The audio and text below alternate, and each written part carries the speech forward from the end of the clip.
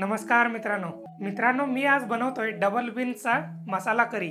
मित्रांनो, बऱ्याच लोकांना डबल बीनची भाजी वगैरे आवडत नाही, बरोबर की नाही? तर अशा लोकांनी मसाला करी वगैरे जर बनवून घेतलात ना अशा पद्धतीने, तर एकदम मस्त लागते, एकदम भन्नाट लागते, एकदम चमचमीत बनते आणि बनवायला पण एकदम साधा सोपा आहे, पटकन बनवून तयार होते।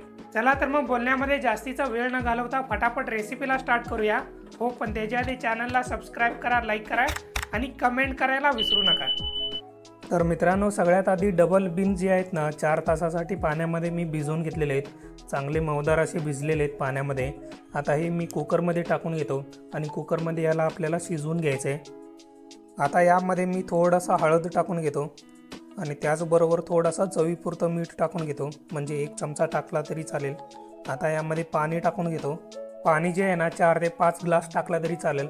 पाणी टाकून वरून झाकण लावून घ्यायचं आणि कमीत कमी 4 शिट्ट्या होईपर्यंत चांगलं याला शिजवून घ्यायचं आहे। मसाला करी करण्यासाठी ना मसाला आपल्याला सगळ्यात आधी तयार करून घ्यायचा आहे। त्यासाठी मी घेतलाय सगळ्यात आधी कांदा घेतला आणि त्यानंतर टोमॅटो टाकून घेतला आणि त्याचबरोबर यामध्ये थोडासा सुका खोबरा टाकून घ्यायचा आहे आणि आता यामध्ये थोडासा कोथिंबीर टाकून घेतो आणि त्याचबरोबर अर्धी वाटी यामध्ये मी दही टाकून घेतो। हे सगळं टाकून मिक्सरला लावून एकदम बारीक अशी पेस्ट तयार करून घ्यायची आहे। आता मी इथे एक कढई चांगलं तापून घेतो। एकदा का कढई चांगल्या प्रकारे तापली ना, आता यामध्ये 4 ते 5 चमचे तेल टाकून घ्यायचं। एकदा का तेल चांगलं कडकडीत असं गरम झालं ना, आता यामध्ये पाव चमचा जिरा आणि पाव चमचा मोहरी टाकून घ्यायची। आता यामध्ये कढीपत्त्याची पानं टाकून घ्यायची आणि त्याचबरोबर 1 चमचा आलं लसणाची पेस्ट टाकून घ्यायची।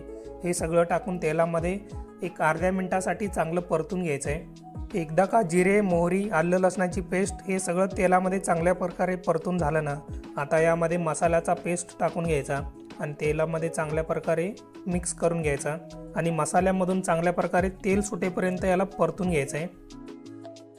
हे बघा मित्रांनो, 5 ते 6 मिनिट झालेले आहेत। मसाला मी चांगल्या प्रकारे इथं परतून घेतलेले आहे। आता मसाल्यामधून ना तेल सुटायला चालू झालेले आहे। जेवढा मसाला तुम्ही चांगल्या प्रकारे परतून घ्याल ना, तेवढाच मसाल्याचा टेस्ट एकदम भारी येतो। आता यामध्ये 1 चमचा लाल मिरचीची पावडर, अगदी थोडासा हळद आणि त्याचबरोबर यामध्ये गरम मसाला 1 चमचा टाकून घ्यायचा। हे सगळे ड्राय मसाले टाकून आधीच्या ओल्या मसाल्याबरोबर चांगल्या प्रकारे मिक्स करून घ्यायचं आहे आणि अजून एक 2 ते 3 मिनिटांसाठी चांगल्या प्रकारे परतून घ्यायचं आहे।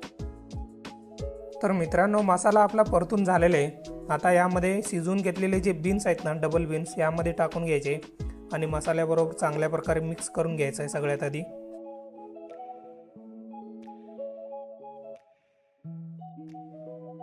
बीन्स आणि मसाला चांगल्या प्रकारे मिक्स करून झालं ना, आता यामध्ये पाणी टाकून घ्यायचं आहे। म्हणजे मसाला ग्रेव्ही तुम्हाला पातळ किंवा घट्ट पाहिजे आहे ना, त्यानुसार तुम्ही यामध्ये पाणी टाकून घ्या आणि चांगल्या प्रकारे मिक्स करून घ्या।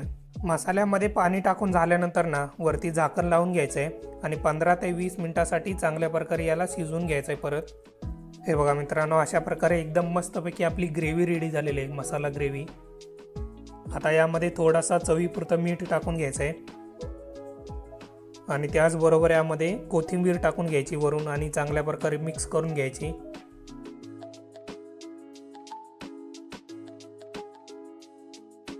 हे बघा मित्रांनो, अशा प्रकारे एकदम मस्तपैकी एकदम झटपट अशी डबल बीन्सची मसाला करी रेडी झालेली आहे। टेस्टला एकदम अप्रतिम झालेले आहे। तुम्ही एकदा नक्की ट्राय करा।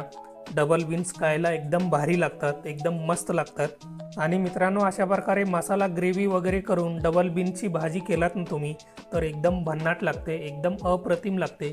तर मित्रांनो, अशा प्रकारे तुम्ही पण तुमच्या घरी एकदा नक्की ट्राय करा।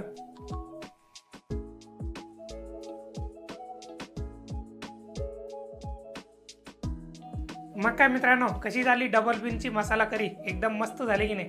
चवीला एकदम अप्रतिम झालेले आहे आणि बघायला पण एकदम चमचमीत झालेले आहे। तुम्ही आता बघितलेलं असाल आणि त्याचबरोबर बनवायला पण एकदम साधी सोपी आहे। तुम्ही पण तुमच्या घरी एकदा नक्की ट्राय करा अशा पद्धतीने डबल बीनची मसाला करी। चला तर मग जाता जाता रेसिपी आवडली असेल तर लाईक करा, कमेंट करा आणि सगळ्यात महत्त्वाचं मित्रांनो, चॅनलला सबस्क्राइब करायला विसरू नका।